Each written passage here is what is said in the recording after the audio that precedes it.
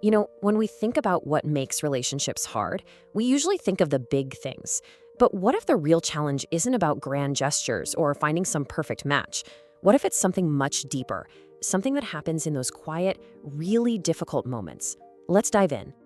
So let this sink in for a second. It's not the love that disappears. It's the patience. It's that energy you need to understand, to forgive, to, just keep trying.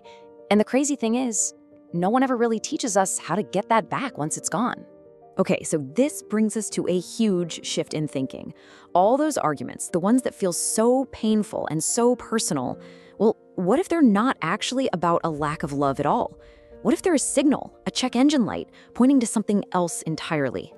Let me ask you this, and just be honest with yourself. Have you ever been in a fight and these words just fly out of your mouth? Words you desperately wish you could just grab and pull back the second you say them. Yeah, I think we've all been there. And here's the thing, this doesn't happen because your partner is a terrible person. It happens because you are exhausted or scared, or you just feel completely invisible in that moment. And that's not really a relationship problem. It's a signal that your own emotional maturity is being put to the test. So what even is emotional maturity? It's not about being some kind of robot who never feels pain. It's actually the total opposite. It's about feeling all of it, the anger, the hurt, the frustration, and then choosing not to let those feelings hijack your tongue. It's about not letting your old pain write the script for your life right now. Okay, so if that's the test, how in the world do you pass it? Well, it all comes down to one crucial shift in perspective. A shift that is maybe the single bravest thing you can do in a relationship. And this right here shows you everything. See, most of us get stuck asking that old question, which is all about blame, right? Why does she always do that? Why is he like this? The brave question, it turns the camera around. It asks, wait a minute, what's happening inside me right now that's making me react this way?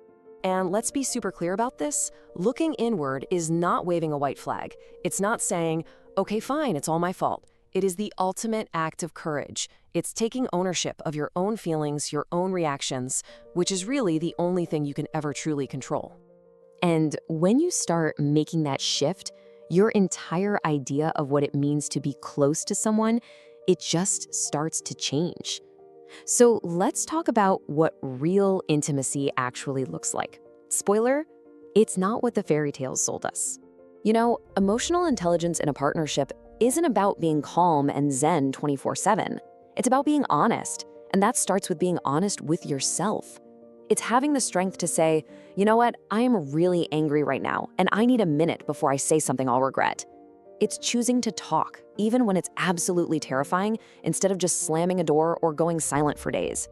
And this is just so important.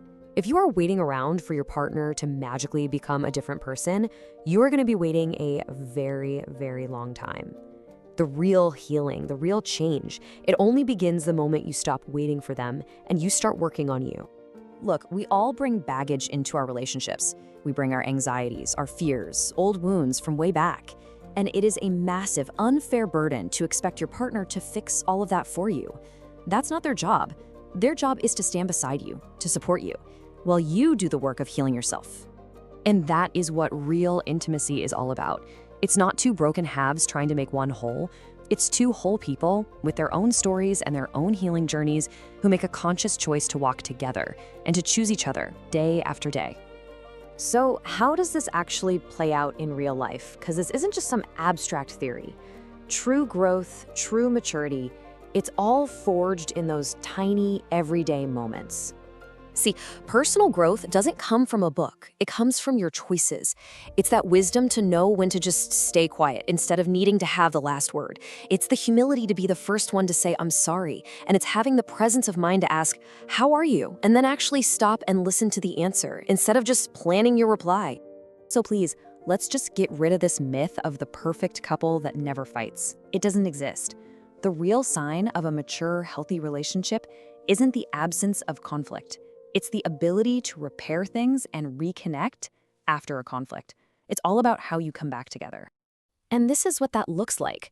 It means taking responsibility for your part of the mess. It means having the discipline to come back to the conversation later after you've both cooled off.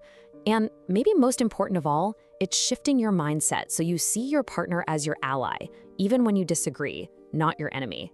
Which brings us to the end here, and it's both a challenge and, I hope, an encouragement. This whole path to a more connected, more mature relationship, it begins with one person. It begins with you. And the really good news? Your journey is already underway.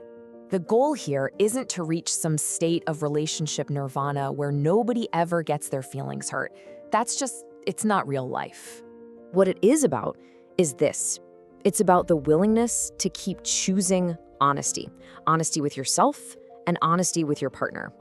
It's about showing up as you are, even when it's messy and uncomfortable, maybe especially when it's uncomfortable.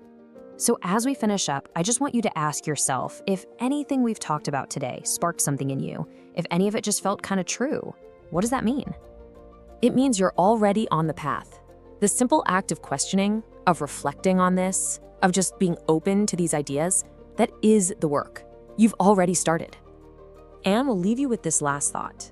The path to a great relationship doesn't start on the wedding day. It starts the moment you decide to focus on becoming the kind of person that you yourself would actually want to be with. That's the real work, and that is where the real love has room to grow.